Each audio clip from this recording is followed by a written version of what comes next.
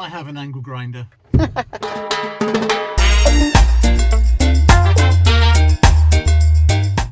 Morning folks, hello. You join us here on a bit of a damp day on the Inverness. We are here at a little village on the end of Inverness at the moment called Conan Bridge, and we've come to look at some vans. And the reason we've come to look at some vans is because Steve has always fancied making a motorhome from a van or a camper van. So we thought we'd do a bit of window shopping really and come and have a look at sort of cabs and lengths and just come and see what it's all about really. We've come to this place in particular because they've got the Iveco Dailies and they're quite long, and I quite fancy, if we ever did it, having one that's sort of 7.1 or 7.3 metres long. So this is where we are, and this is where we're starting off for the day, and it's very exciting. We're going to be going and look at some motorhomes later, but for now let's go and see what here brings.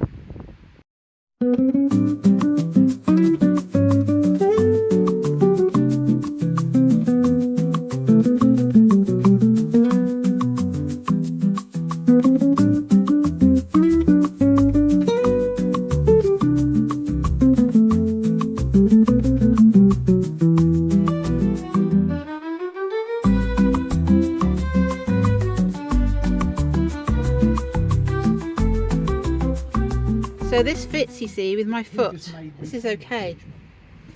Fits your legs then? It does fit my foot, yeah, because there's not much of a flare up there. Do you want to come and get in the front cab, see what it's like? There we go. Thoughts? Very nice cab. Very comfy. Stubby gear stick. Very nice. I like it because it fits my feet. Plenty of space. USBs. Fits my feet because of my foot drop. I'll tell you about that, folks, at some point. 6-speed. Very nice, very comfy. It's a year old. It's 29,995. So and kind of also out of bumpy our... road, I can hold on to both of them. So this is going to be a no then. It's a Maxus. So that's the badge there. It's on the 25, but there's only just this one size. It's a shame, but it's got to be right. But it looks like the footwell would be good.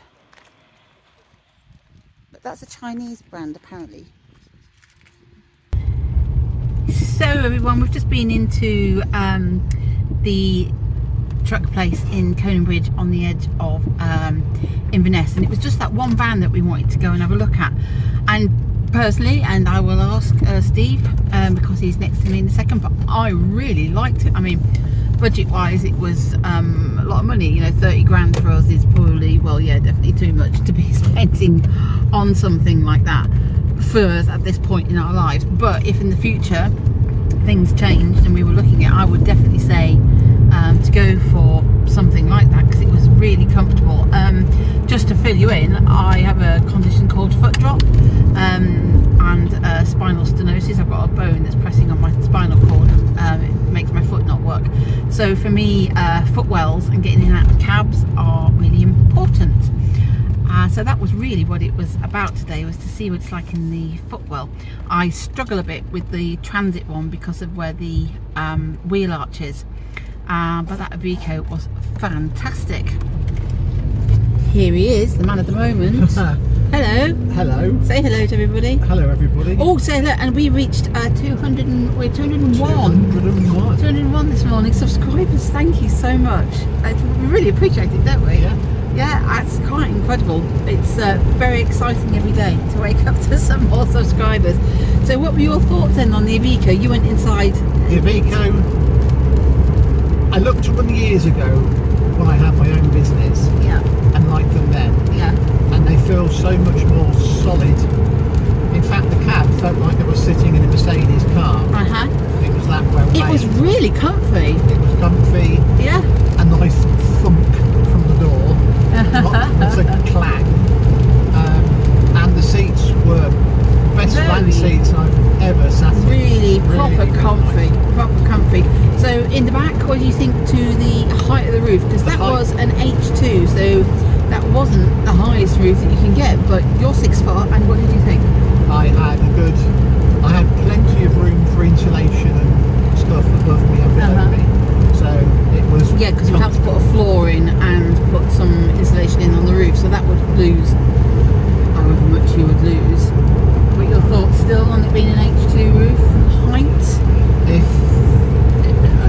if H2 is the distance from the floor to the ceiling, Yeah. then all H2s should work. But if H2s are just the height of the roof above the gutter, Oh, blimey, he's getting plans technical may be now, different. folks. So it'll be interesting to find what a Mercedes or a Yeah. Citroen. We'll have a look. So yeah, kind of in the future, we're always thinking of the future and other options. You know, Benson is 30 years old this year, next year, so, you know, we've got to be mindful of the future. But you've always had a hankering, haven't you, to do a van? Yes. Yeah. Nothing massively complicated. It's bed with shower toilet. Yeah, but done nicely. Done nicely. Yeah. Yeah. And we can get the base vehicle.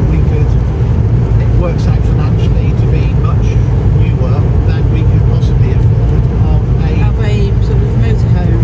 motorhome. Yeah, we're following a couple on YouTube at the moment. A couple of years ago, they did a van from scratch, and it's really, really thorough.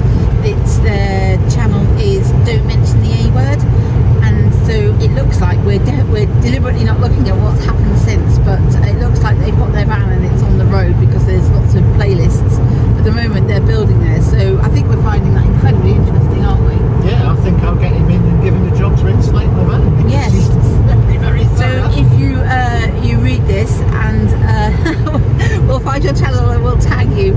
Yeah, if you ever fancy coming to do a van build, if we want to do a van build and you're around, and you know, you are the man, it seems. So we are now at Arnold Clark in Inverness. This is their van place.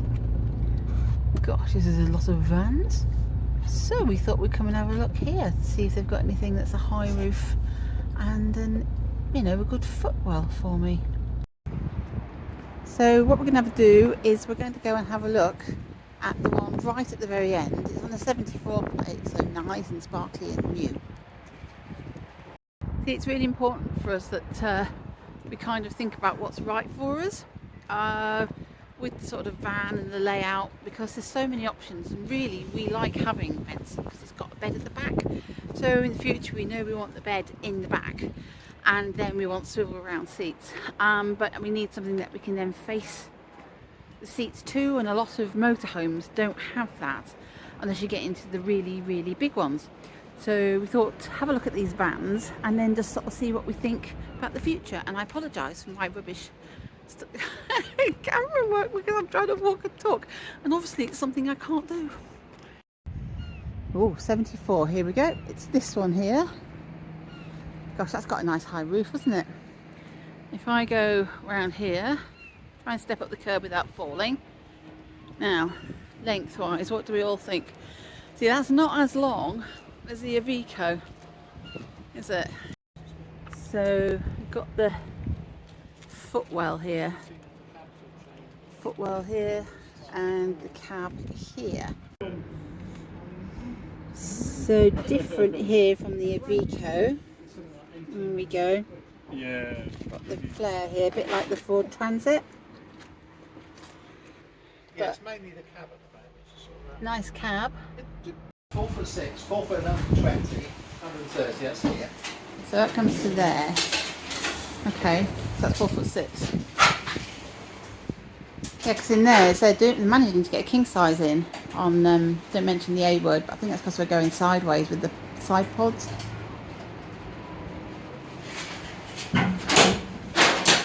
This is wider than the Iveco. Yeah? The Iveco's long and narrow. That's different. This is wider. Oh, there. The width, so you'll be able to lay down in this one easier. So our next little stop is Mitsubishi Motors in Inverness, Seafield Motors, and the reason we're here is because we've come to see some Motorhomes. So this is the next little stop on our little whistle stop of research, and we are in, look at this, some motorhomes. They've just got a few here. It's a car dealership as far as I understand, but the reason we're here is because we'd like to look at some that have got U-shaped lounges again for the future, isn't it? Yes. But we're coming over to look at them U-shaped lounges, and also they've got a small one which I don't think it won't work for us layout wise, but size wise would be really interesting to look at. Now where's that one little one? There it is. That's that little one at the end down there that we want to have a look at. So we're inside the little East Nuke 6.3 that we wanted to see for size.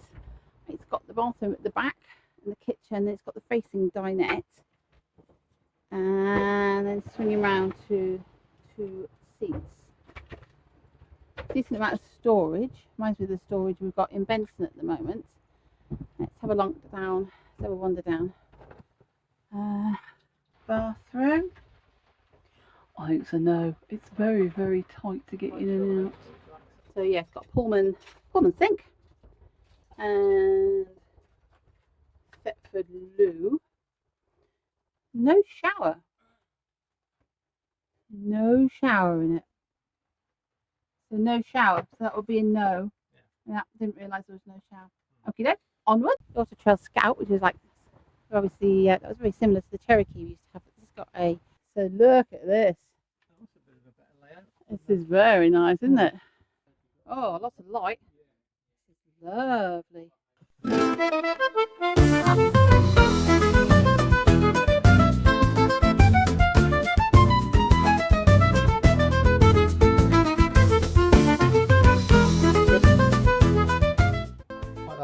Like a U-shaped van. This is a Scout. This is the Auto Trail Scout. Well, that was very interesting. Very interesting indeed. Wasn't keen on the 6.3 length, so maybe that's not for us, something that short. But definitely did like a U-shaped lounge. And of those that were here, the Scout was really nice because it was really similar to the Cherokee we had, but we didn't like the Cherokee at all. But to get into something at the same base but a different layout, it's quite incredible how different it feels. Yeah. So the takeouts of this week are we really enjoyed going around the Inverness the other day, looking at vans and looking at motorhomes and sort of, you know, thinking of the future and thinking of what things we might do in a time after Benson, because it is important to plan ahead in some ways. I think if we were to ever go down the van route, our choice would have to be the Iveco Daily, because you can have a 7.1 metre van and a 7.3 metre van, and I think there's a Mercedes that goes over 7 metres, but everything else is 6.3, and that might be a little bit short for us. But watch this space, because there's things happening on that to find out what we really do think of a 6.3 metre van. Say no more. Yeah, the downside to that would be the width. It's ever so slightly narrower. Narrower, is that the word? Narrower than other vans. And so we would need some sleeping side pods. I will pop up on the screen what they are. They make the van ever so slightly wider, so if somebody is a little bit taller and Steve is 6 foot, it gives the extra space for the feet. And there aren't many companies making them in the UK, but there's somebody on eBay who is making them by hand, about the £350 each per pod. I'll get it right in a minute. Per pod, about £350 each. You have to give them a few weeks lead time because they're very, very busy, and I'm not surprised. But that would be the option if we went down the Iveco. Now, the one we saw, which was absolutely stunning. Oh, that was such a nice van. It was so comfortable. And for me, with the wonkiness that I have with my left foot, then the fact that I need a footwell that doesn't have the flare arch on the inside, it was perfect. The Ford Transit, we saw one a few weeks ago, which I didn't actually film, had a wheel arch that came in quite a long way, and that really wasn't right for me. So that was a nice van, very comfy, nice and long. However, the price was, we would never pay that kind of money for a van that then needed converting. We don't have that kind of cash budget anyway, shape or form. But that would be the van situation if we went down a self-build, and Steve would really, really like to do a self-build. And obviously you would want to wrap it, and that we just think using the colours of Benson again, the sort of purpley bluey greens, would be just absolutely beautiful. The other side of that was going to see the motorhomes. Now, the good thing is about a motorhome is you buy it and you've got it and you go, because it's already done. You just pop all your stuff in and that's it, you are away. The downside is cost and age. The ones we saw were older, as you saw, and were, you know, pretty pricey for what you're getting. We could do a van and do it all up for maybe half the price, but there's the time that you need to do a van, and research has shown it's probably about 6 months to do a van. So it would be to do that, and it still would be cheaper than a motorhome, and it would be newer than a motorhome. It's just you know, it's all the work that would be needed to do. We really liked the layout of the Auto Trail Scout. That was really nice to have the facing dinette, and the fact that the U-shaped lounge. The reason we wanted to go and see motorhomes was to go and see some U-shaped lounges, and because we just wanted to see that as a layout, because if we take the cushions off, we can then put a mattress on. That means for me getting in out of bed, I have a slight issue of being able to push up with my left foot when I haven't got my brace on. So the bed being low or at a vaguely normal height is so important to me, and a lot of motorhomes have raised beds or raised platforms, and a lot of them don't really suit my situation, which is another tick really in the box of doing a self-build van, because we can make the back of it for the bed whatever height we want to. So there we are. We have done some bits and pieces with window shopping. We like a bit of window shopping. In the next couple of weeks, we've got some big stuff coming up. Oh gosh, we've got so much going on, and so we hope that you'll stick around. Please, if you could do the like, subscribe, bell, ding-a-ling type stuff, it'd be so good, because we get lots of lovely views, and it's really hard to convert them into subscribers. So if you are watching this and you haven't subscribed, please subscribe. We are so grateful.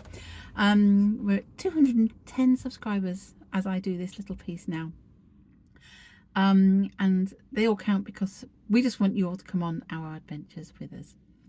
So thank you from us both. Hope you enjoyed this week's sort of enjoy coming in with us, shopping, window shopping, finding out some little bits and thoughts about van conversions.